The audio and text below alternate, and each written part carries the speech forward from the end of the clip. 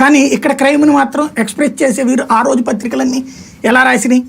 ఇప్పుడు DGP office ఎంత, NTR trust Bhavan DGP office ఎక్కడ, తెలుగుదేశం కార్యాలయం సమీపంలోనే రాశారని నిన్న పేక్ కోసింది, ఇది అమ్మాయి మీద దాడి చేసింది, లేదు చంద్రబాబు గారి ఇల్లు దగ్గరే కదా.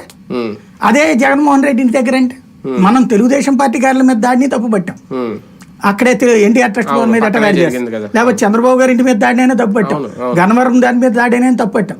తప్పును ఎప్పుడైనా తప్పు అని అనాలి, మనం తప్పును ఎప్పుడైనా తప్పు అంటున్నాం, అది వైసీపీ ఓటు చేసినా తెలుగుదేశం ఓటు చేసి. కానీ అప్పుడంతా అయ్యన్నా తప్పని చెప్పినటువంటి వాళ్ళు ఇప్పుడు ఇది ఒప్పు అయిపోతుంది.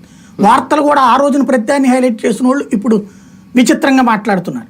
ఇవాళ చూడండి, ఈనాడు కానీ జ్యోతి కానీ ఏమైనా ఫ్రంట్ పేజీ కానీ ఇది వచ్చిందేమో, అదే ఆ రోజున వ్యక్తిగతంగా ఇద్దరి మధ్యన గొడవ, వాళ్ళ పార్టీ అఫిలియేషన్ ఉంది, కానీ ఫుల్ పేజీ లోపల పేజీ దాని మీద ఖండనలు గిండనలు ముండనలు చాలా రాశారు కదా.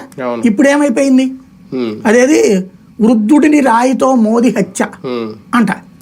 అదే సందర్భంలో పాత కక్షలతో హత్య ఏంది, వాళ్ళిద్దరికి పాత కక్షలు, వాడు ఏమన్నా ఇద్దరు ఫ్యాక్షనిస్ట్లా, వాడికి తాజాగా రాజకీయంగా ఎలక్షన్లో వచ్చినటువంటి ఓట్లు గొడవ, దానికి ఈనాడు జ్యోతి అట్ట రాసుకొచ్చింది, సాక్షి ఇప్పుడు రాసుకొచ్చింది. ఇదివరకు సాక్షి అది పాత కక్షలతో హత్యని రాసింది.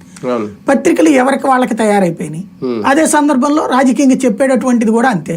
ఇదివరకు ఇట్లా ప్రతి ఇన్సిడెంట్ మీదన చంద్రబాబుతో పాటు పవన్ కళ్యాణ్ స్పందించేవాడు, ఇప్పుడు ఆయన పూర్తిగా అద్భుతమైన పాలన అందిస్తున్నాడని రోజు సర్టిఫికేట్లు ఇస్తున్నాడు చంద్రబాబు.